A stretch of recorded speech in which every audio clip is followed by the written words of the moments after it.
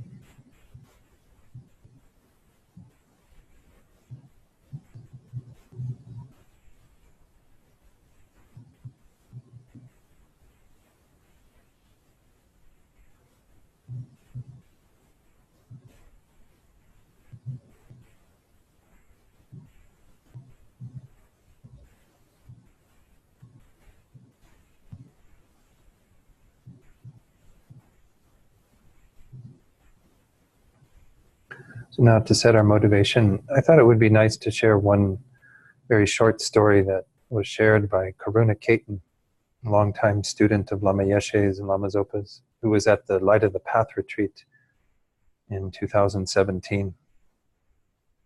And many people were sharing stories about Lama Yeshe. And he said one time he was talking to Lama Yeshe, and of course, at that time, many people were coming to Nepal and India, young people, hippies, looking for kind of magical, mystical experiences. And Lama said to Karuna, he said, people are all looking for magic, but they don't realize the mind is magic. And we're studying in this course the mind, all the various aspects, features, factors in the mind. That's because the mind is the creator of samsara, the creator of nirvana, enlightenment. Everything comes from the mind. So we need to tend to our minds well. Therefore, we need to understand our minds. So the initial motivation for this work can begin with certainly the benefit that we ourselves will accrue by knowing our minds better, by being able to harness this magic of the mind. But we have potential to go so far beyond that, because we can help others to do this same work. We can help others to know the potential that they each possess and to bring it to its full culmination in Buddhahood. In order to do that, we have to become Buddhas ourselves. We have to utilize that full magic of the mind to achieve that state, complete enlightenment, Buddhahood. For in that state, we will then have all the perfect qualities that we need to truly benefit all beings. So as we undertake another evening of looking at these teachings on getting to understand our minds, know our minds, do it with that motivation. It's very far-reaching, that encompasses all sentient beings and has that sincere wish that we all achieve the state of complete enlightenment through our efforts here tonight.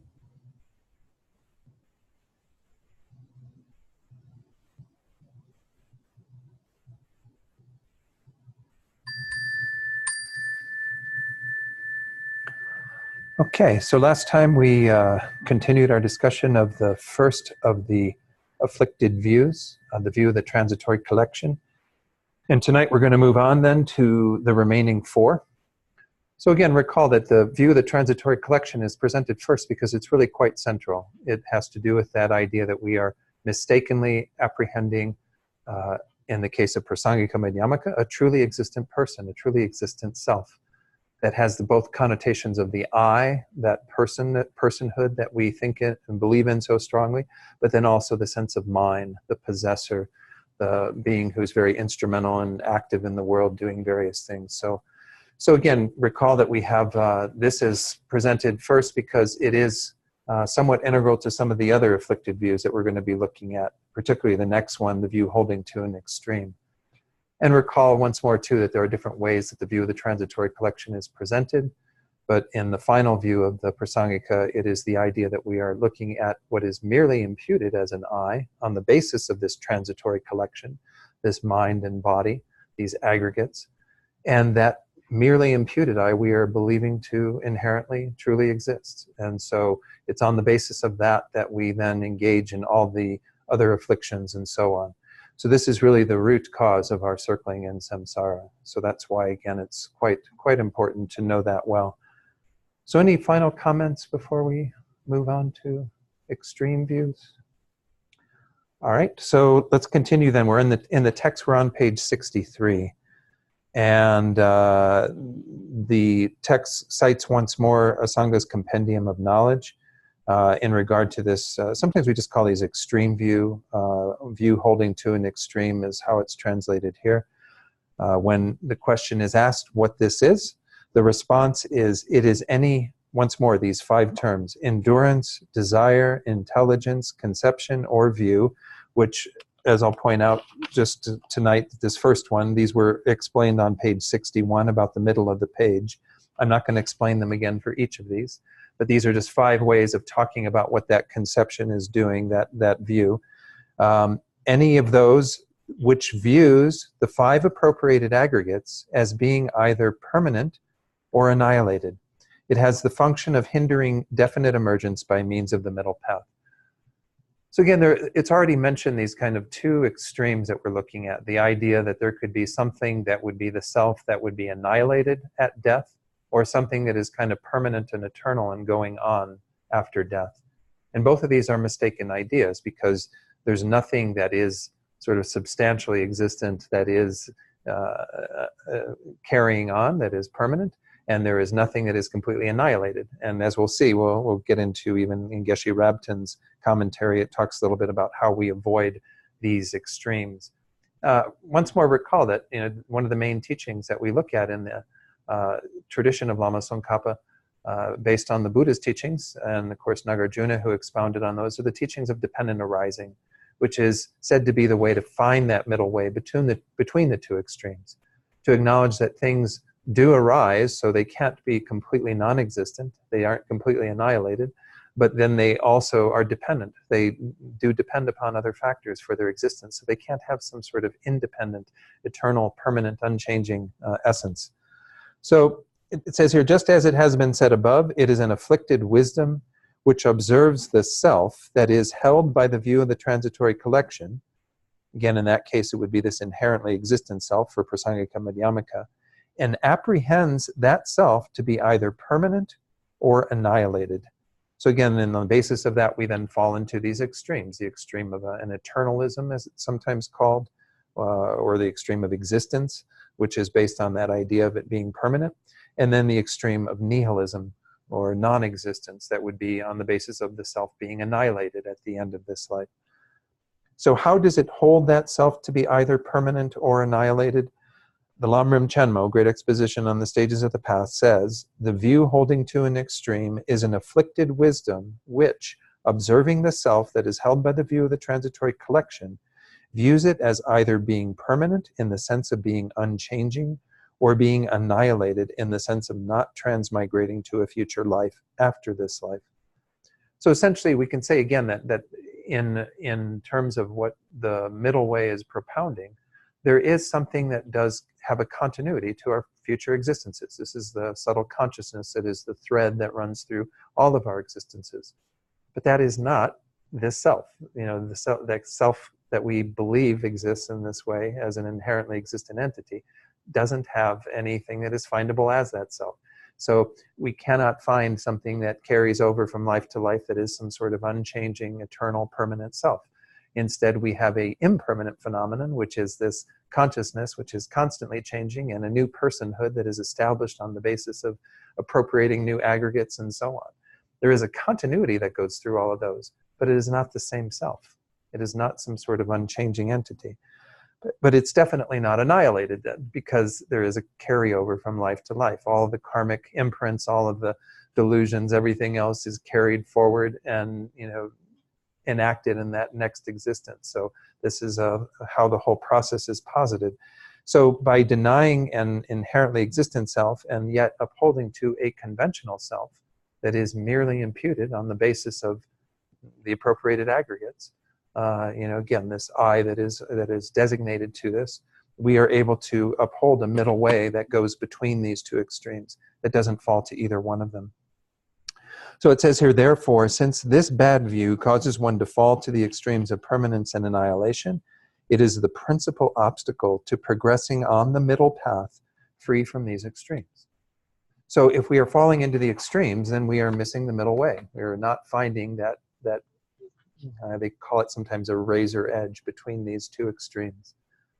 And we tend not to fall into an extreme of nihilism without being introduced to some kind of concept of this I, not existing. Though many people do hold in a materialistic view that there is an I that ends at the end of this life, and they might have no concept of anything coming after it.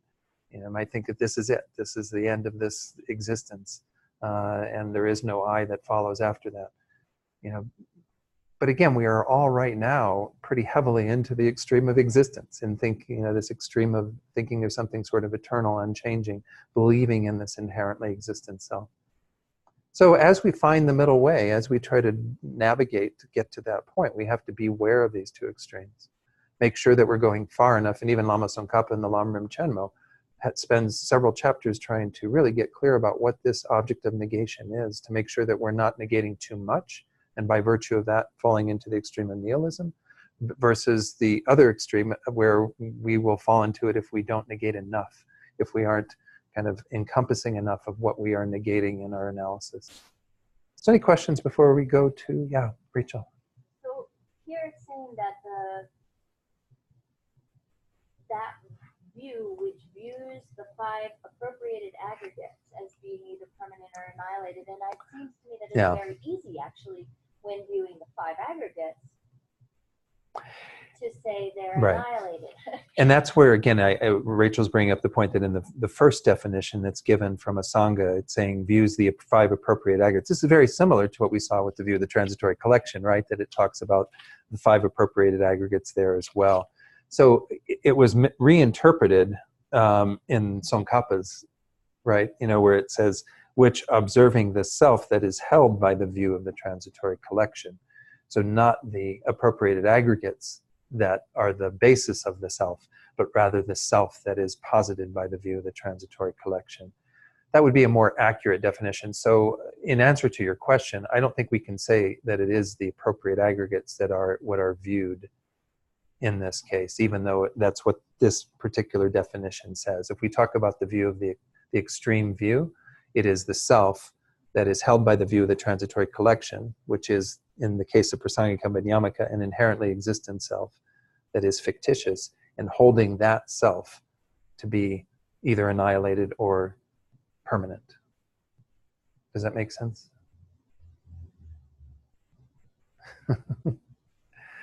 Because otherwise, when we get into appropriated aggregates, and there is, again, like you said, I think there's a tendency, certainly when we look at consciousness does have that eternal thing. Now, it's not unchanging. But the others are I mean, the physical is annihilated at the time of death. Yeah, the form is definitely, yeah.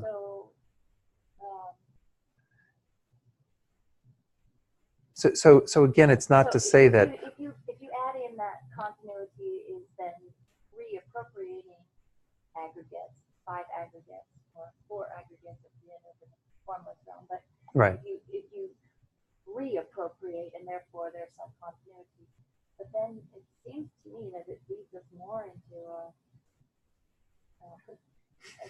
a problem than out of one. But okay.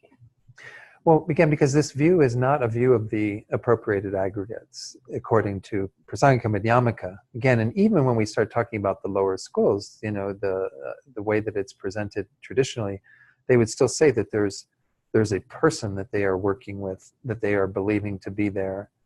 Because we talked about this whole discernment of like the substantially existent, self-sufficient person and what have you. So, but yeah, Bob. Yeah, I think there is I wonder if there is I think that Rachel's right. It's not the aggregates that itself. Right. But when you use the word appropriated, I wonder if it is some conception of the self. Because, it's like, when you say the appropriate aggregates, Mm-hmm. what you're really meaning is my aggregates as opposed to somebody else's aggregates. Right. But there is that sense of ownership. Sure. And I think in that sense of ownership, maybe there is some body to self. Well, but again, there is a self. The self is merely imputed, though. So you can still say my aggregates and someone that is appropriating the aggregates. It's just there's nothing that is a substantial basis of that. So there's no error in these terms of saying appropriated aggregates. Yeah, but when you talk about appropriate aggregates, saying the appropriate aggregates Mm-hmm. maybe is pure in mind. Yeah. All of our aggregates. Right. But when you talk about the appropriate aggregates being permanent, that would be very odd. Right. So again, that's why I don't think that it is the aggregates that are being talked about here in the extreme view. What Bob was just pointing out was that, again, if we can say, yes, as Rachel was pointing out, that the form aggregate is annihilated in a sense that this, that is left behind, it decays, what have you. There's no carrying forward of that. It comes to an end. So there is kind of an ending to that. And there's a continuity to the consciousness that goes forward. But that doesn't mean that, again, in this view, that those two facts, that you have part of the aggregates that are annihilated, another part that is, carried forward, that establishes some credence to that view. The view is a view of a self, and holding that self that is fictitious to be either permanent or annihilated. Does it make some sense? I mean, again, even though I know that that's what the definition says in regard to... It's fine, it's all for training the mind. Yeah. Let me see if Venerable George says anything in particular on that passage. Some of these he didn't make a lot of commentary on.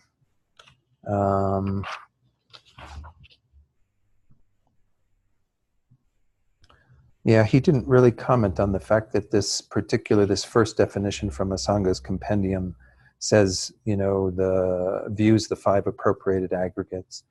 But again, I totally get yeah. what you're saying. It's just that my mind wants to go to the next step and really try to understand what is Asanga trying to say. Yeah. Because Asanga's pretty great, Yeah. So.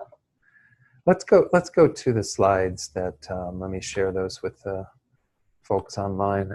And we'll go to the slides that see what Geshe Rabten says about this. So again, this was just my little introductory slides that were in the afflicted views, which are the 6 of the root afflictions. We're in the second of these 5 afflicted views. Tonight, hopefully, we'll continue on and finish these.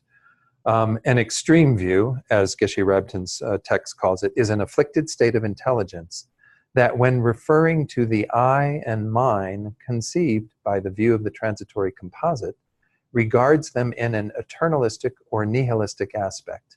It has the function of preventing one from finding the middle way, which is free from extremes, and of causing one to turn one's back on the task of establishing the causes for higher status in samsara, what we call, that higher, high status, good rebirth, and then liberation, which is, a part of what we call definite goodness. So if one can't find that, it's always based on this idea that we are, somehow adhering to a sense of self that is going to potentially fall into one of these extremes. Right now, we, as I said, are very heavily into the extreme of existence, kind of holding on to some sort of eternal component of our being that we think is some sort of self-established I, self-established person. And so this is that view that is not free of those, falling to one extreme or the other. There are 2 extremes, Geshe Rabten says, into which we are liable to fall once we have assented to the sense of self given to us by the view of the transitory composite, the extremes of eternalism and nihilism. Sometimes they call like the extreme views one thing, and then the extreme itself would be the extreme of eternalism and the extreme of nihilism, whereas the view is a view of the self being annihilated or the self being eternal. The extreme of eternalism is that in which we consider our personal identity to be something essentially unchanging, which will survive death and continue indefinitely. Again, so this is that aspect of it that thinks that there's something there that we want to hold on to, that we believe is kind of our unchanging essence. The extreme of nihilism is the view which considers that although a personal identity is present now, at death it, as well as any element of consciousness, will cease completely. So this is where it would be a full view of all of the sense of self being completely gone, that there's no longer, because they believe the bases are no longer there, the self is gone, completely annihilated. In Buddhism, these extremes are avoided through denying the reality of an independent, self-existent person on the one hand, but affirming the momentary continuity of consciousness on the other. So as I was saying, we can deny that there is some sort of self-existent, inherently independently existent person, but yet hold to this continuity of aggregates, that is the continuity of consciousness, and then new aggregates that are acquired life after life that are all part of a continuity. So there is something that is never really annihilated, if you will, but nonetheless, it's not being held to be eternal either. So finding that middle way between these two is really an important part of our practice. So that's pretty much what Geshe Rabden had to say. It was very, very short. Yeah, Rachel, let me stop the share now. In this argument, is it always in relation to death? Because it's, I mean, Yeah. I guess in terms of the philosophy of nihilism and eternalism, I think of it as not just in terms of, okay, this present life and so on, but that attitude of the mind, holding everything that I'm experiencing as permanent or nihilistic. So it's not all in relation to my own death, but in this particular extreme views, is it always about the person and about the death of that? So Rachel's question is, again, if in the context of the extreme view, is it always about the person and then the death of the person in terms of the view of annihilation or the nihilistic kind of bent? I mean, I would think so. I mean, there are, again, when you study in the tenets and all that, and they talk about some of the initial schools of Buddhism and that have you. Again, it's all from looking back without knowing for sure what people believe, but there's this idea that has floated around of the self being extinguished even at the time of nirvana, so that when one attains nirvana and exits this life, has a nirvana, what they call nirvana without remainder, and no longer has an embodied existence, that it's like extinguishing the existence, like blowing out a candle. I guess that might be a bit of a nihilistic view too, but is it an extreme view in this context? I'm not sure if it is or not. I really couldn't tell you, but it seems like it's mostly in the context of the person that we are in this life, looking at our particular life and believing that there's something that goes on that's sort of eternal and unchanging after this life, or something that completely hits a wall at the end of this life and nothing goes on. But then what does this have to do with the selflessness of phenomena? It doesn't. I don't think so. The question was, what does it have to do with the selflessness of phenomena? I don't think it can be posited in this context. Now, could we hold that phenomena are? We obviously hold to the inherent existence of phenomena, so we are holding to something kind of eternal and unchanging in relation to those as well. But nonetheless, we do see that phenomena go out of existence entirely, in a sense. I mean, things always are, there's some continuity in the material world. Fuel gets burned and it becomes, warmth and energy and smoke and whatever else. I mean, there's always a transmutation of things that's occurring in the physical world. Nothing is completely annihilated without any product of it. You always have causes giving rise to future results, and those results being causes for future results beyond that. So I suppose you can hold similar views in the physical world in regard to phenomena. And phenomena, again, isn't just the physical world. Phenomena is everything else other than a person in this context. Again, these terms that we use sometimes, selflessness of persons versus selflessness of phenomena. A person is a phenomenon, actually, obviously, but when we talk about phenomena, we're usually talking about those things that exist or whatever exists other than persons. And this seems to be mostly a view of persons because of the context, the way it's set up. But we could say, yeah, I mean, and I think this was said even in the last class, that we can't say that these 5 views include every afflicted view that anyone could ever have, because obviously there are many that people might have. Yeah, Bob? I was just curious whether, I forgot when we started this text, was this text done from the Prasangika point of view, or is it Yeah. tenets, or is it more general Buddhism? It makes a difference when you talk about Right. this, Right. what you reference. So Bob's question was, when we started this text, was it clear about what system this text is teaching from, whether it's Prasangika Madhyamaka? It does seem that is what it's driving to get across in terms of the understanding of minds and mental factors.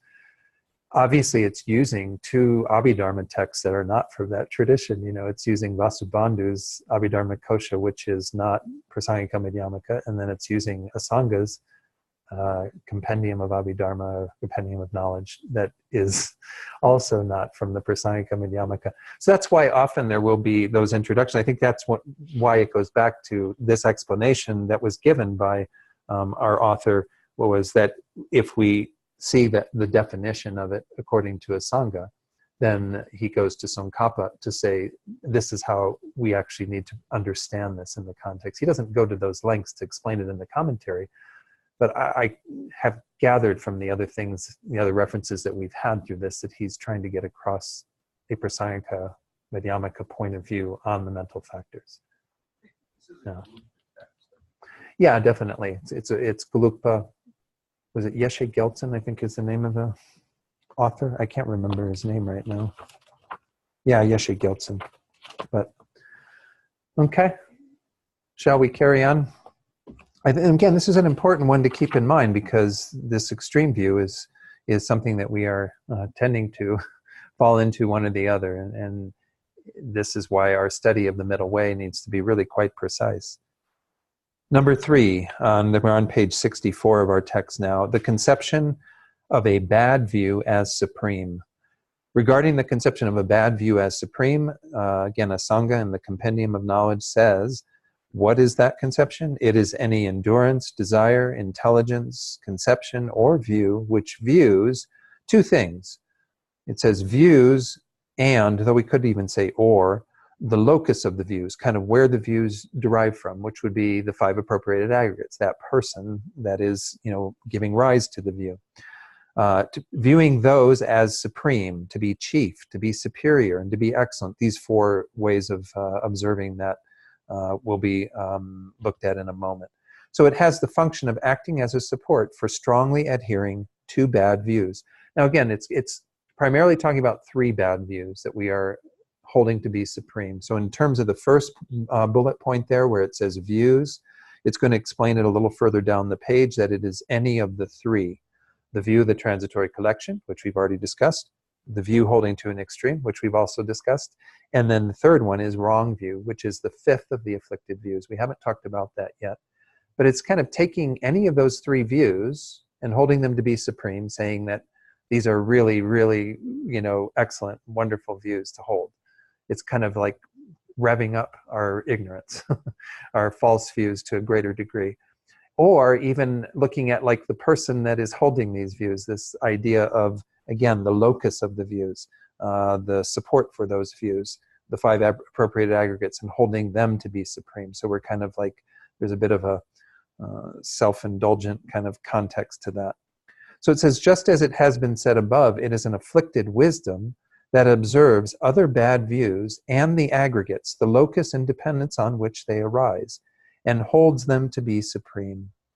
Here, the synonyms supreme and so forth in the citation above are explained as follows. Since it is conceited about them being marvelous, it holds them to be supreme. Since it holds that there is none more outstanding than them, it holds them to be chief or primary. It holds them to be superior to others. And since it holds that there is none equal to them, it holds them to be excellent. So there's kind of like this idea of somebody who could get really deluded in their mind about the views that they're holding, or about themselves as the holder of those views. And they're reifying all of that to a degree, which of course makes it even harder. You get even more entrenched in those views.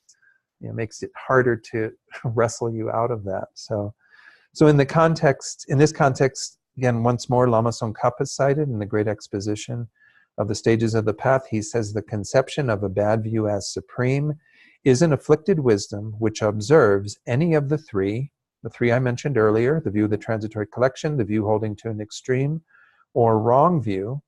Essentially, as we're going to see when we get to wrong view is holding to the non-existence of something that the Buddha says exists, or the existence of something the Buddha says doesn't exist.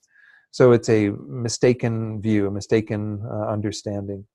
And the aggregates of the viewer independence on which they, meaning the above 3 views, arise, and holds them to be supreme.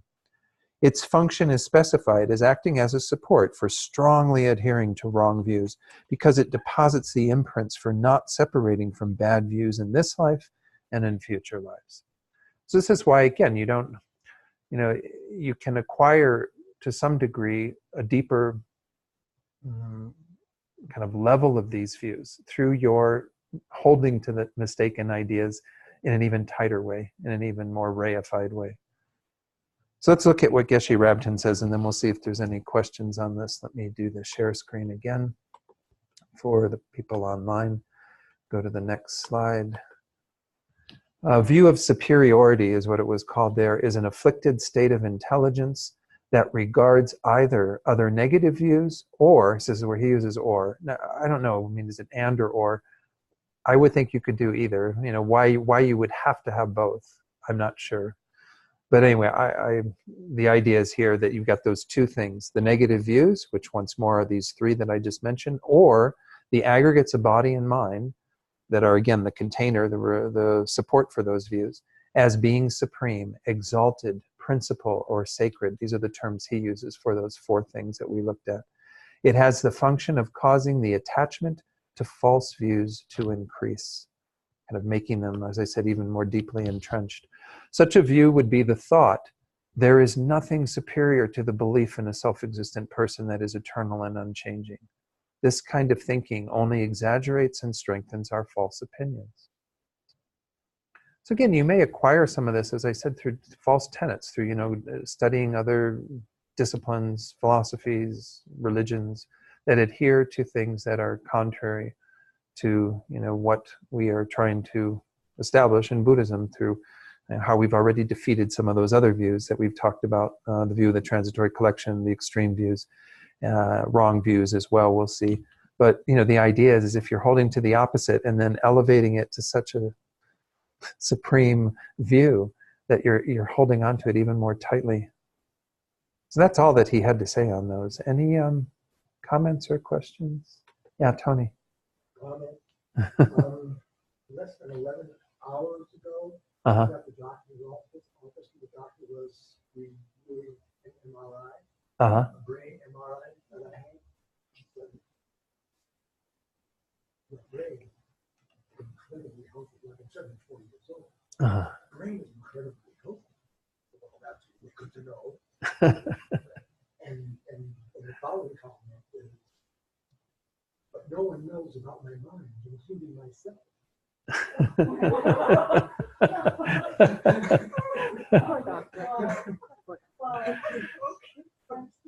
Is that a comment you made to your doctor, or was that just in your own head?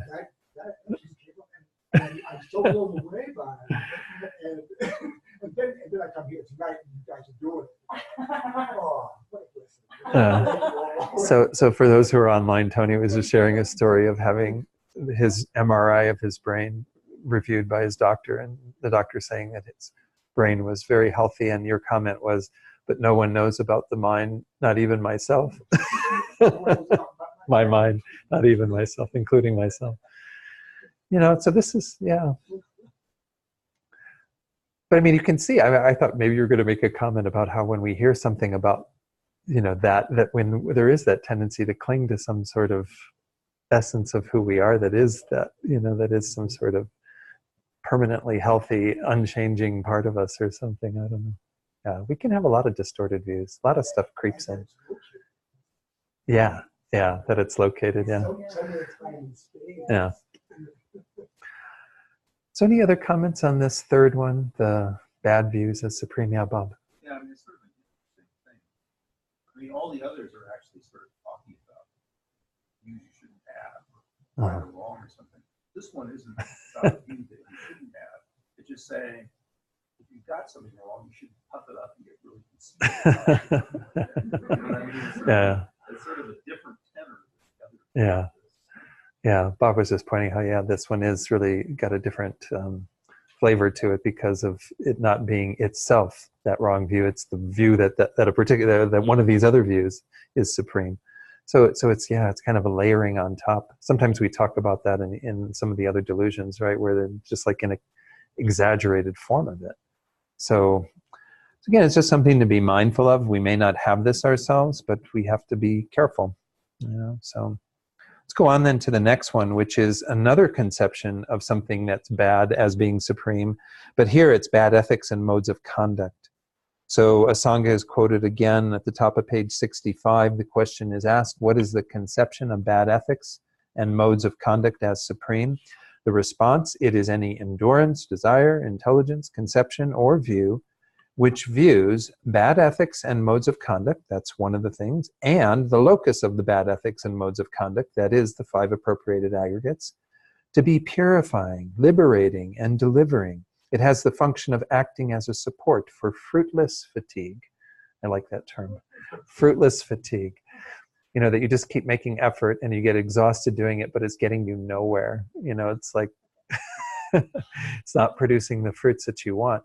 This is because, again, in this context, we're mostly talking about our tendency to engage in things that we think are going to produce the results that we want. We think are going to advance us spiritually. We think are going to, you know, help us to achieve liberation, to purify our negative karma. And the examples that are given usually revolve around other traditions, and they usually go back to the Buddha's time, which are still many of these alive in India today, where people feel that by doing particular things that punish the body, for example, that then they're burning off all the negative karma and purifying themselves because they're torturing themselves through these ascetic practices and what have you. Of course, the Buddha himself, as Prince Siddhartha, you know, went out from the castle, the palace, and, you know, practiced with many of these great ascetic practitioners, got to the place where he was completely emaciated, and realized that this wasn't a path to liberation, that torturing the body in this way doesn't lead to a release of the mind.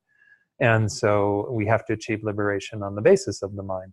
So these are, again, just to point out the fact that this can also be a view that is, in our spiritual progress, really problematic, because it puts a lot of energy into fruitless fatigue, into just engaging in things that don't get us where we want to go. So just as it has been said above, he continues, it is an afflicted wisdom that observes bad ethics motivated by bad views, bad modes of conduct that prescribe physical and mental activities such as wearing animal skins and so forth, and the abode of bad ethics and modes of conduct, the 5 appropriated aggregates, to be purifying and liberating. So what is the difference between bad ethics and bad modes of conduct? I guess, again, ethics would be if you are actually doing something that I suppose would be in the vein of our general behavior in the world that we want to abide by, versus modes of conduct might be more specific to that particular spiritual tradition, you know, to do particular things that are related to that are, again, not a cause for purification and liberation, but rather just simply create more problems, more difficulties, potentially even more negative karma by harming ourselves and what have you. So here, Lama Tsongkhapa in the Great Exposition says, the conception of bad ethics and modes of conduct as supreme is an afflicted wisdom which observes bad ethics which supposedly abandon immorality,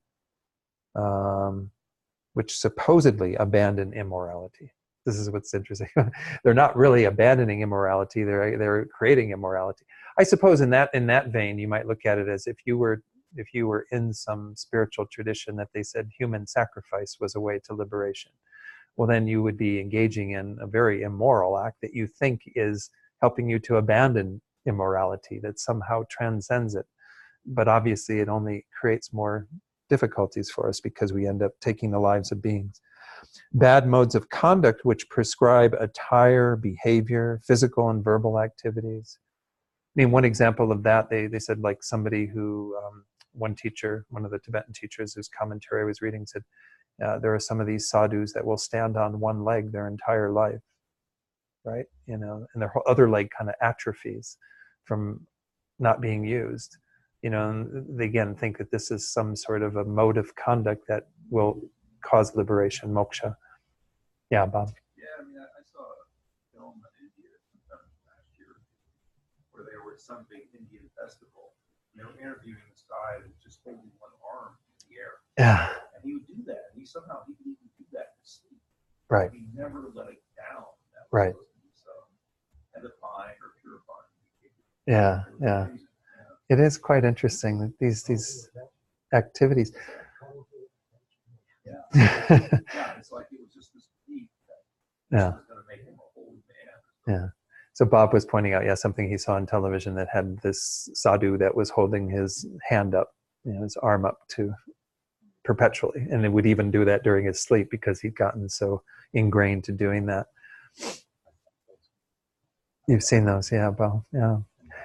Yeah. So again, we're not trying to make this into, we're right, they're wrong kind of thing, but rather this is all once more from the point of view of the Buddhist presentation of when we're looking at these things and trying to discern what is a proper path for us to engage in, then we want to be very clear that these bad ethics and bad modes of conduct are not something that is prescribed by the Buddha. It's not to say that we can't engage occasionally in some practices that are a little more ascetic, Nyungne retreats and things like that are a little more challenging for our bodies, for our physical constitution. But the idea is that that doesn't become like the be-all and end-all of our path. It's, again, the Nyungne is done with bodhicitta, with another motivation, to identify with the suffering of others. It's not done as sort of to torture oneself, to purify that negative karma in a just strictly, just by doing that way, but rather to enhance it. Those experiences that happen when we do that become much more powerful because of the state of mind that we bring to them. So it's not this sort of black and white thing, but rather we just have to be really careful in regard to not following this sort of behavior. So again, it was those two things, and then the third bullet point that Tsongkhapa points out, the aggregates of the viewer, the person holding the view, independence on which they, the above two, bad ethics and modes of conduct, arise, and views them as purifying misdeeds, liberating one from afflictions, and definitely delivering one from cyclic existence. Whereas these things in and of themselves don't. Again, we can engage in certain behaviors and practices with different states of mind, but, I guess it's really easy to sometimes to maybe have a misunderstanding around karma even. I'm not saying that people shouldn't endure the suffering that they have if you had a migraine, a really bad headache or something, and there's some benefit to enduring that karma wearing off through experiencing it, and maybe even again through Mahayana practices, practicing Tonglen, thinking that you're enduring that migraine headache and trying to remove the suffering of others who have a migraine or who have other suffering. We can use it in that way, but I guess we have to be careful not to go to this extreme of thinking that we're going to kind of overdo it as a way of achieving some kind of liberation. We know that there's much more to liberation than that. Just going through these experiences of having many migraines isn't going to do it. I mean, that's again where it becomes fallacious, where it becomes off track. Yeah. Yeah, Bob. There's some really interesting things that Buddha talks about. Where he talks to some of these guys that are doing, I think some of the Jains or something. Right. These extreme austerities. And he asks them, do you feel this pain when you do these austerities? They say, yes. Do you feel this pain when you stop doing these austerities? They say, no. And so he asks them, well, is this pain due to your previous karma, or is it because you're doing these austerities? Yeah. So Bob was just pointing out one sutra that he'd read where the Buddha is talking to these practitioners who've done this and asking them, when you do this, is there pain? And they said, yes. When you don't do it, when you stop doing it, is there pain? No. Well, then, is the pain due to your karma, or is the pain due to you doing these particular practices? So I think we do have to examine that and say, well, there's everything's karmically related, but do we induce those things, again, with an understanding, a mistaken understanding, because it is coming from a bad view, as it was mentioned in the text, that we then are going to be liberated from that. Then we're going to, achieve something transcendent by virtue of that. That's where it gets distorted. Again, Let's go to the slides. I think it's good to once more look at what Geshe Rabten shares. He has a few of these kinds of examples, or at least one that I recall. The fourth one, conception of bad ethics and modes of conduct as supreme. He calls this a view that regards unsatisfactory moral and spiritual disciplines as supreme, is an afflicted state of intelligence that believes purification from mental defilements to be possible by means of ascetic practices and inferior codes of ethics that were inspired by mistaken views. So he says it very clearly. What we're talking about here is, again, this concept that by engaging in these things, we're somehow going to achieve this purification, liberation, and so on. And it's inspired by mistaken views, and we're engaging in things that are not actually beneficial and helpful for us. This view acts as a basis for not obtaining the fruits of liberation. Again, that, what was the term? The fruitless fatigue, and so forth that were desired, as well as obtaining results that were not wished for. You know, you're trying to get out of your state of suffering and existence, but you're just probably creating more of that. Hence, it causes us to exhaust ourselves whilst achieving no real goals. Yeah, Tony.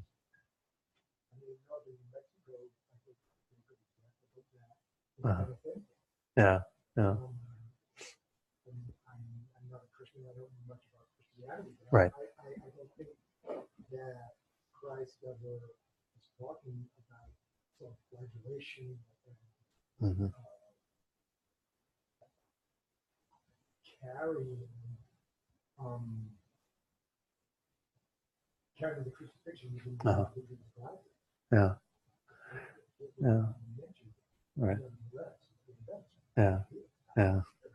So Tony was just pointing out the prevalence, particularly in this locale of penitentes and those who are engaging in activities of bearing hardship, you know, harm to their own body, what have you, self-flagellation, and believing it to be a path to emulate Christ and his. Yeah. So again, I think we have to be careful again around any of these things. That is it really what was taught? Was part of what you were emphasizing. You know, is this really what Christ taught? Certainly not what the Buddha taught. I mean, the Buddha, as we saw from the life of Siddhartha, engaged in that type of ascetic starvation, not feeding the body at all, so that it became. When actually it was really interesting, when I was over in England in 2016, I had the honor of meeting Andy Weber. I went up to the area where he lives, and he showed me the painting he'd been working on that he was still modifying at the time based on Lama Zopa's input, that it was of the ascetic Buddha. And, you know, Rinpoche, it was kind of funny, Rinpoche's comment when he saw it, he said, it needs more sentient beings in it, because he didn't have enough little like critters and things all around that were kind of, you know, the scope of the Buddha's intention. But we can do these things with good intention, but we have to be careful in this misunderstanding, you know. Again, that's why I say it's not to say that we have to avoid anything like that. Oh, I can't do a Nyungne, or I can't do this because it involves these types of practices. No, and I'm not saying a Nyungne is horribly ascetic either. I mean, it's not really that bad for people. It's actually perfectly fine. You know, people feel good doing them. You know, you actually get a lightness to the body and what have you when you engage in them repeatedly. But so anyway, the point is that it really just has to do with making sure that we don't develop some misunderstanding that this is the path to liberation, that this is the way that, as we saw in that previous slide, let's go back to that, where he said, we think, believes purification from mental defilements to be possible by means of ascetic practices and inferior codes of ethics that were inspired by mistaken views. So if you're inspired to do a Nyungne and have some fasting involved in all that on a perfectly legitimate view, which is bodhicitta and all of the other things that support doing that practice, well then it's not the same thing at all. So it's not to say, you know, that we're equating in any way those two. Yeah, Bob. Yeah, I mean, it's interesting, because there's sort of two aspects. One aspect is where you're doing, you know, something fairly moral, like right, animal the bad ethics. sacrifice, or Yeah. you're killing animals or something. But you know, this other thing of asceticism, I was thinking about that. You know, what's the problem with that? And I'm suspicious that the problem might be is that you give up on real morality. So you might think, oh, if I keep holding my hand in the arm, then I can do all sorts of immoral acts and still purify you nonetheless. So it acts as sort of that may be, yeah. Maybe give you an allowance, not focus on doing the right thing. Yeah. So Bob was just putting forward that with the first of these, the bad ethics, that there's obviously an immorality involved that would be detrimental because of the negative karma that would be created. But with these modes of conduct, such as holding one's arm up in the air, that maybe there would even be some being blocked to engaging in good moral practice, because one thinks that by doing this is supreme. Again, this is the whole idea behind this. This is supreme, so I don't have to worry necessarily about these other things. And how I'm engaging in the world because I'm doing this outstanding practice. Yeah, Rachel. I'm getting the sense that it has more to do with how it starts, like a mistaken view. Right. Because if you have Chenrezig coming up with the practice of Nyungne, there's no mistaken view. Therefore, Exactly. the practice itself is fine. Yeah. and it actually induces such change in the body and the mind that there's great benefit, right? Mm-hmm. But I think it's pointing out that you have to be careful the whole way through, like Right. from the inception all the way through the execution of it, including all these, safeguards of the ethics and the fruitless fatigue. You have these sort of ways that you are measuring it as you're going. But I mean, I can imagine that people who have self-flagellated and carried crosses have come to emanate Christ, or emulate Christ. And so it might, it's not that it's necessarily the act itself. Holding your hand in the air might also lead you to enlightenment if it was done based on the correct everything. Yeah. No, I think that is an important point to make sure that, again, it's the idea that you're putting forward, as I heard it, was that it's really rooted in the thought behind it, the intention behind it. And is it a mistaken view or is it a correct view?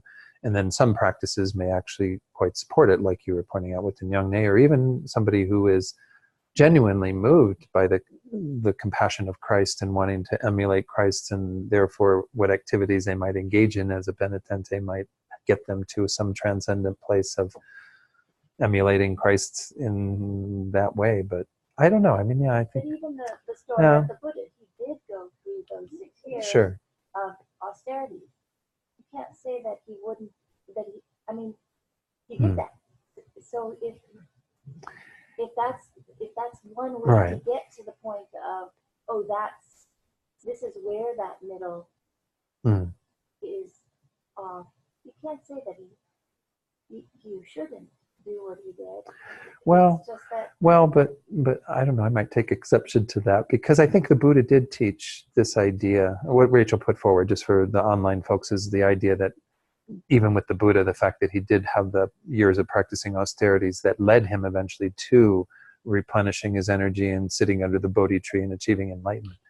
But I think he was really teaching a path that was about abandoning those two extremes of self-mortification and self-indulgence. That he went from a life of self-indulgence at the palace of everything, that you can imagine that would be worldly pleasures, and went to the extreme of abandoning all of that entirely and almost enduring worldly torture and then neither one of those really being a path. So it's almost, again, like a demonstration in my mind to those of us who might go astray and think that that's a pathway.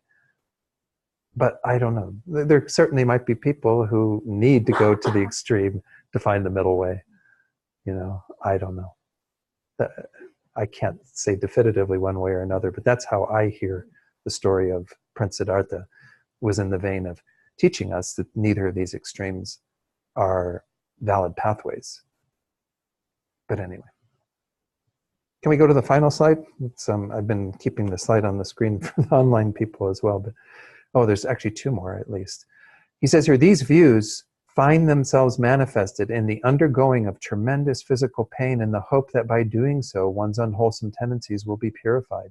In some religious traditions, it is believed that by depriving ourselves of nourishment, or through burning oneself, for example, one will be helped in achieving liberation from suffering. In fact, as the Buddha himself discovered, these methods are insufficient in affecting the real root of our problems and discontent. Since the source of all bondage is within the mind, the path to freedom is essentially one of mental development and purification. So again, this is the idea behind this, that we're, the takeaway in terms of this 4th view is that be wary of these things if they're being posited as a path to liberation, enlightenment, what have you. We have to really check up and see, well, what's the logic behind that? As we talked about, with a Nyungne, it's very explainable with what you're doing and doing that practice. And as was pointed out by a number of you, it's very beneficial to do the practice. You come away with an improved compassion and, concern for others and, what have you. So, all right, where are we at time-wise? I need to keep an eye out. Oh, we've got lots of time. Good. Any other comments on that one? Yeah, Tony. Another aspect, another stream Uh-huh. could be individuals Uh-huh. make all the world or feel it.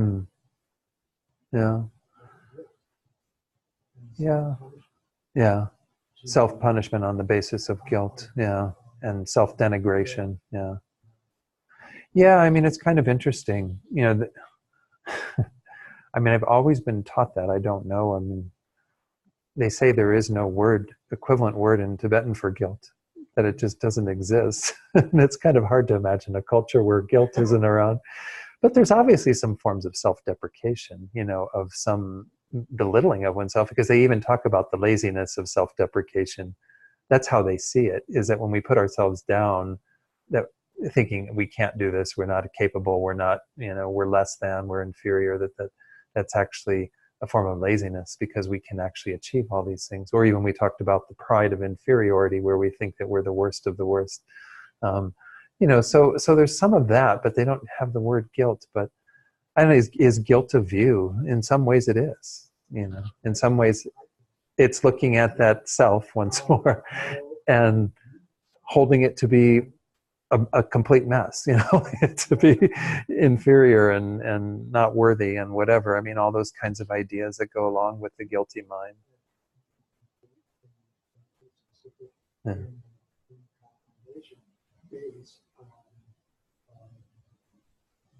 The individual's comment Yeah. to that point. And then being all or nothing, when you enter society, are gifted gift from society. Yeah. Yeah. A family. Yeah. And I'm sure could just be one parent. Yeah. Yeah. Yeah, Tony was just speaking to the sources of that and where it comes from. I mean, I can say my own guilt came from a large degree Catholic upbringing. There's a lot of that there. I don't think Catholics have a monopoly on it by any means. You know, I just know that's where I got some of it from. But you know, you can see once more. I mean, we've been talking about this idea that some of these things are acquired and some of them are innate. You know, and a lot of concepts we do acquire from different points of view being kind of thrown at us. You know, I don't know. It'd be interesting to examine that more in a Tibetan context as to where guilt is at in that continuum. I'm sure there's probably both, must be largely acquired, but there must even be some sort of innate form of it, perhaps. I don't know. Oh well. All right, shall we carry on? We've got a bit more time, so we can maybe conclude this tonight with getting through wrong view. Wrong view, Lokta, is on the bottom of page 65, and the Compendium Knowledge defines it as any endurance, desire, intelligence, conception, or view which deprecates cause, result, or functionality and wrongly conceives existent, disintegrating things. So impermanent things, you know, wrongly conceiving those things. It has the function of severing roots of virtue, holding tightly to roots of non-virtue, and acting as a support for engaging in non-virtue and not engaging in virtue. So wrong views, I mean, as we're going to see, one of the primary ones that's usually kind of pointed out as the biggie, the one that really is the doorway to a lot of non-virtue, is the wrong view of karma, which would mean holding something that the Buddha taught as existent, which is the law of cause and effect in relation to the sentient being's experience, that they're the creators of that, to hold to the non-existence of that. Because if you believe that karma doesn't exist, if you are holding that opposing view, it becomes a bit of a, what's the word for it? Like you have permission to do whatever you want to do. You know, if there's no ramifications, or if there are no ramifications of our actions in terms of future experiences, then what does it matter what we do? I mean, there's a bit of that in our culture, right? Where people think that there's nothing wrong, well, some people do, there's nothing wrong with stealing from others or lying to others or doing other things, as long as you don't get caught, right? You know, they see it only in terms of the immediate consequence. If you get caught, and then it causes you to have to face the ramifications of that, which might even be, you know, some sort of punitive things, then it's a problem. But if I get away with it, it's no problem. Well, that's a bit of a wrong view of cause and effect, because it's not seeing that there are ramifications of one's actions that one will have to experience. You may not get caught in this life, but the karma will be there. It will catch up to you. So that's the main one that's talked about. And it is interesting that in this definition, it's generally talking about holding to kind of a deprecation. But there is also a superimposition. That's a part of what it means by wrongly conceiving existent disintegrating things. We could be deprecating them, but I suppose we could be, superimposing things on them as well. But there's also the superimposition that isn't in here, which is superimposing existence where there is no existence. Holding the things to exist that the Buddha says don't exist, in fact. That's a level of superimposition. We're going to see that towards the end when it talks about both of those being involved in various views. So it says, just as it has been said above, it is an afflicted wisdom which views the cause and result of actions, past and future lives, and so forth as non-existent. This is where, I try to encourage people who are studying Buddhism, practicing Buddhism, that even if you feel like you can't have great conviction in these things yet, to not go to that extreme of denying them, That's why I love the way Venerable Rabina teaches on these kinds of concepts. She says she doesn't even think that belief should come into play. She says it's not whether you believe in karma or believe in rebirth. This is a working hypothesis. And you treat it like that. You say, I'm going to live my life as if this were the case, just like a scientist would say, I'm going to play out this various scenario in the laboratory on the basis of this type of thinking, that if I do this, this will happen. And so I find, that that's a healthy way to look at it. And then it doesn't become a matter of believing, not believing, denying, accepting. It becomes a matter of living your life by that principle and then seeing what the results are. Seeing how you feel as a person who tries to follow the law of cause and effect, to disengage from non-virtuous actions, engage in more virtuous actions, and so on. So that's kind of a nicer way to look at it in some ways. Lamrim Chenmo is once more cited. Tsongkhapa says, page 66 towards the top, wrong view is an afflicted wisdom which deprecates, saying past and future lives, actions and their results and so forth do not exist. And we'd say or, rather than and, I think that would be more appropriate here as well, holds that Ishvara, the fundamental nature and the like, to be the cause of migrating beings. So here it's where you're holding something to exist in a way that is different than the way that the Buddha says that it exists. To hold to this fundamental nature, by the way, that's taught in the Samkhya tradition. Some of you have heard of the Samkhyas. I think they're still around. We even actually had one student at the master's program who had studied in the Samkhya tradition before, and it's still an active living tradition in India. But they hold to this thing called the fundamental nature that is some sort of essence from which everything arises. There's actually some similarities between like the view of emptiness and the view of the Samkhyas, but they're not talking about emptiness as this fundamental nature. But there's a lot of these parallels to it that are kind of interesting. But nonetheless, yeah, this is where fundamental nature comes into play. Yeah. Isn't that similar to God in a Judeo-Christian? I don't think it's quite the same thing as a creator God. It's a creator substance in a sense. I don't know if that's the right way to put it. Let me see if I can bring a little more on that. I didn't bring it in because I wasn't planning to talk about it so much. There's a little bit of an exposition on the Samkhyas in Meditation on Emptiness, where he goes into there's 25 substances that they say, or 25 things that they say derive from this fundamental nature. It's got a name in the, I can't remember what the exact name of it is, but I'm not an expert by any means in this concept, but thank you, Mary. Bye. So again, if you hold that there's some, like Ishvara is in this context to be a sort of a creator God, or the fundamental nature that is a creator substance, that these are kind of where things come from that migrating beings arise out of that. And I grew up in the Catholic tradition that taught that I was a creation of God, and that I had an immortal soul that was a part of my being, and all of this that is kind of a teaching to things that don't exist that you could strongly adhere to as existing, and that would be a wrong view in Buddhist terms. Again, we're not saying in Christian terms or in Judeo-Christian terms, whatever. We're talking about this particular point of view, looking at those views and believing them to be wrong views on the basis of what is taught in Buddhism. So when wrong view is divided, this is kind of an interesting categorization. I'm not going to say a lot about it because it's somewhat explained by this, but it's mostly deprecation in this one. It's kind of interesting that there was a bit of deprecation and superimposition in the previous thing, but then this is all deprecation. It says when wrong view is divided, there are four. The wrong view that deprecates causes, deprecates results, deprecates functionality, deprecates existent things. The wrong view that deprecates causes, he explains, is the view that good behavior and bad behavior and so forth do not exist. So that's the causes, the actions that would give rise to a result in terms of one's experience.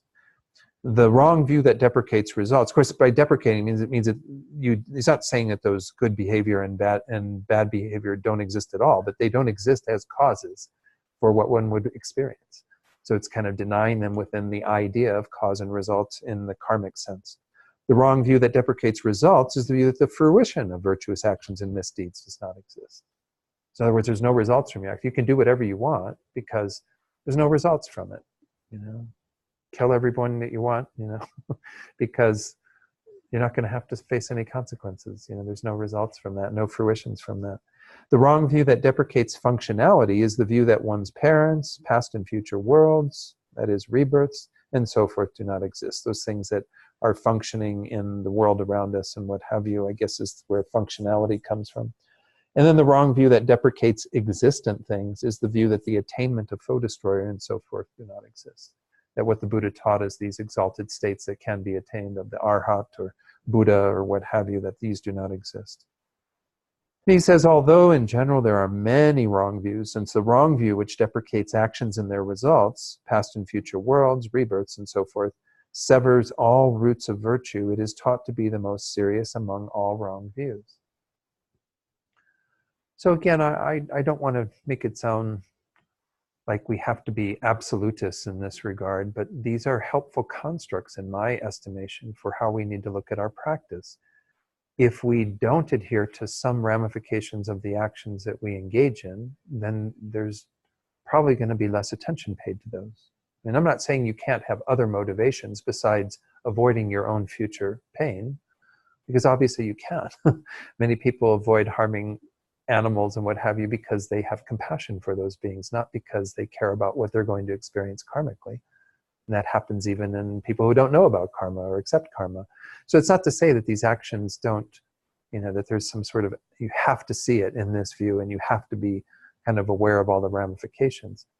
But rather, I think that it's a useful structure, like I said. It really does keep you aware of what you're doing. And if you have the view of rebirths, then obviously you have concern for what happens after this life, for some continuity of consciousness and awareness and what continues on and goes on to other experiences and how we have to be looking at that in the bigger picture, you know, through samsara and teachings on that and what have you. So I think that there's just great usefulness to these. But I love what Venerable Rabina said that I shared earlier. You know, if you can't really get your head completely around it, just treat it like a working hypothesis. Any comments on that? I like that. Yeah, I do too. When Venerable Rabina teaches it, it's really a bit refreshing. Because there was and most of you know Stephen Batchelor, who I've mentioned several times, because he's the translator of Geshe Rabtin's teachings. You know, he's veered in another direction. He wrote his book called Buddhism Without Beliefs, and then he wrote another one that's like Confessions of a Buddhist Atheist, and then now it's like this post-Buddhist kind of thing where, you know, he's really feeling like he's gotten to a destination which is his alone. I mean, I'm not putting any judgment on it whatsoever, but it's really moved away from this idea of adhering to a lot of this structure that we're talking about here in this particular context, the structure of rebirth, the structure of karma, and saying that what the Buddha taught in terms of a lot of the other content that we've looked at and how to work with our minds is meant to be the primary teaching, and these other things, initially it was like, I don't believe in them or not believe in them. I'm a bit kind of agnostic around it. And then it has become a firmer belief in opposing them, you know, which is kind of interesting. But that's Stephen Batchelor's path. Yeah, so. I like it too. I just heard it recently. Something that the Dalai Lama said. He was kind of using it from the other side. He was responding, I think, to a neuroscientist who was talking about recent discoveries of the relationship between brain and mind, Right. right? And saying, well, we're starting to find that the consciousness is generated by the workings of the brain. The Dalai Lama said, well, at this point, that's still just a hypothesis. Right, right.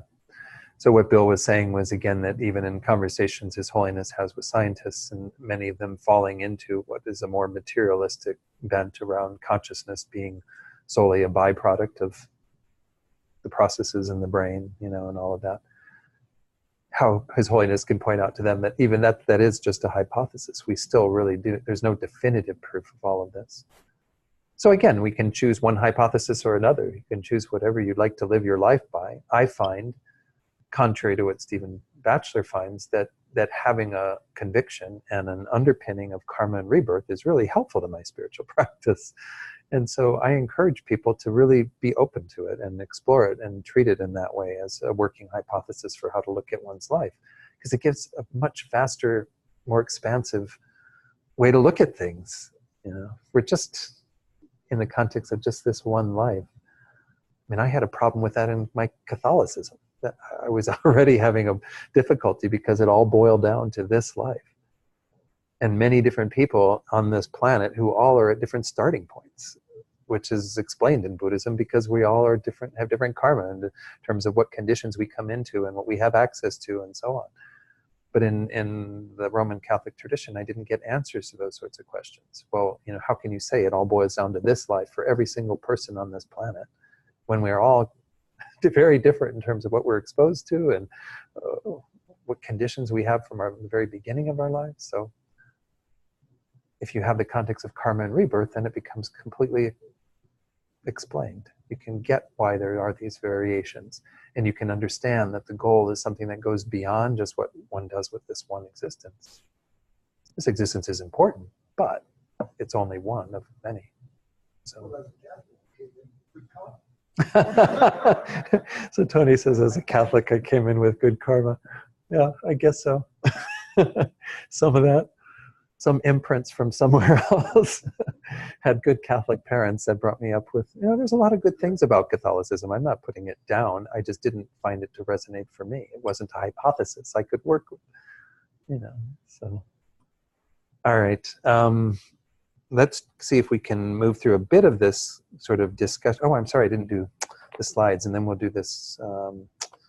Let me share the slides on the screen, and we go on to the few that he has on wrong view. Here, Stephen Batchelor's term was mistaken view, an afflicted state of intelligence that denies the existence of something which in fact exists. It acts as the basis for the obstruction of any wholesome conduct, and this is in particular with regard to what we saw, the deprecation of causes and results. An example of a mistaken view would be the denial of any causal relationship between actions and their results, a refusal to believe that happiness is the outcome of virtue and suffering the outcome of evil. Likewise, to deny that a state of freedom from suffering exists would also constitute a mistaken view. In addition to mistaken views that deny the existence of something existent, we can also speak of mistaken views that ascribe existence to that which is actually non-existent. And this is where even we found at one of the recent interfaith meetings that somebody from another faith tradition was talking about how Buddhists are always saying, there's no God, there's no God, I mean, I don't think we say it all the time. But obviously it's a tenet of Buddhism that it's not like Venerable Rabina says, it's not like we have anything against the idea, it's just it isn't necessary. It's not needed in the Buddhist view because of karma, because we are the creator of our own experiences. We are the creator of what we are right now. We don't need a creator. It becomes superfluous to add in a creator God. You look a little puzzled with that. Yeah, I just never put it in that emphasis. I guess I think that it is that we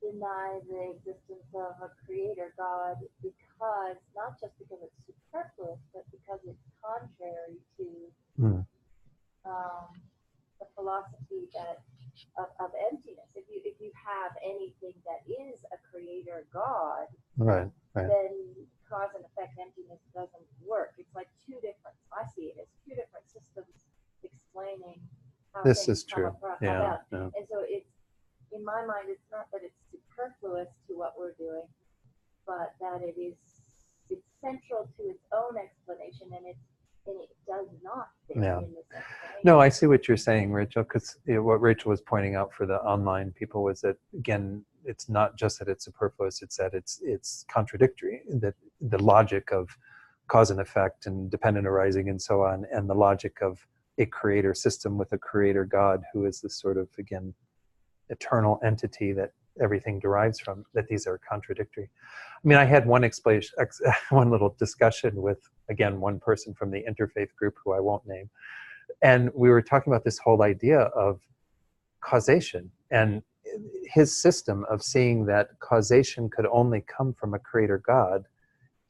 When I got to the point of saying, well, there's never any beginning to that. Everything is always arising from a previous cause, and the previous cause to that, and the previous cause to that, that he found that was like, that in and of itself was ridiculous. I mean, like, there was just, it fell outside of the paradigm of what a creator God paradigm says. That there has to be a beginning point, that there has to be this genesis, from which things come. And again, they're two completely different systems. So I agree with you in that regard, but I guess, yeah, there's both sides to it. And the other cause of my puzzling book was this, and I've heard it lately a couple of times, and I don't remember hearing it so much before. I am the creator of my own karma. This sort of emphasis that is that my mind creates my experience. It's going to be subtle, I guess, this distinction, which I understand that the mind creates the karma, but then there's this incredible complexity to that, which isn't the same as this present mind, this present experience of myself or my mind. I'm not sure I'm seeing what you're saying, but karma starts before this. Yeah, like then. If I guess I don't always claim in my word I or mine all my previous lives of karma, and so I don't know when I slip into. If I were to say I am the creator of all of my karma, I don't know how.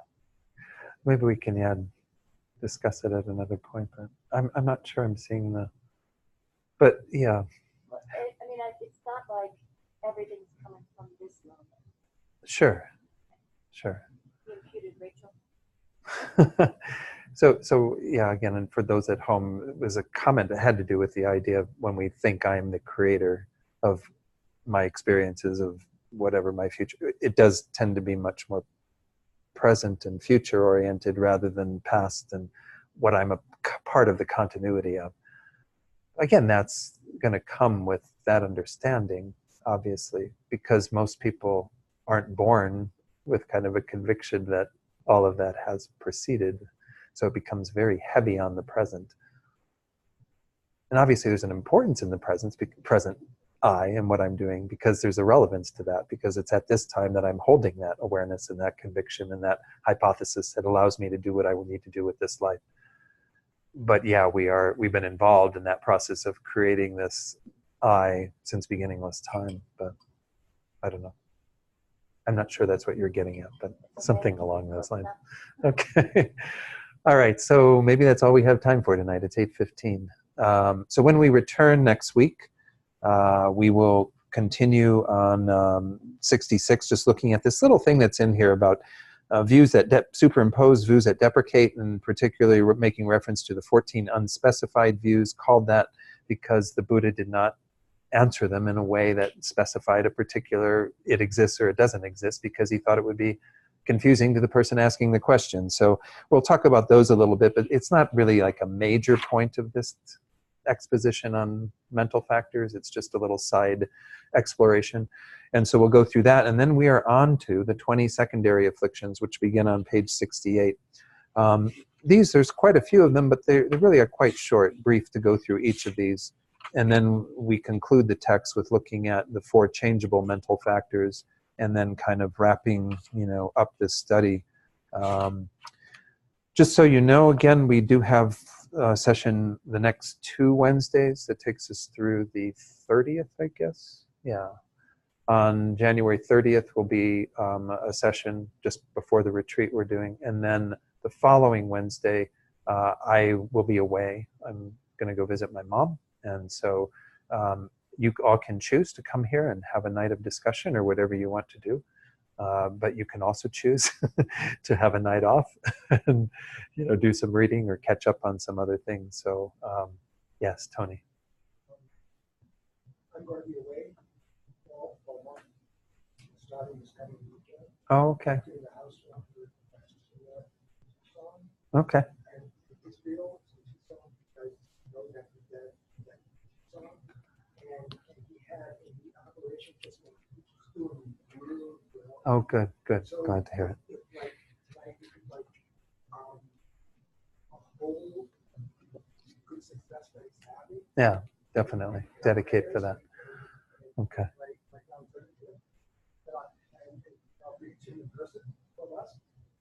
Good. Yeah.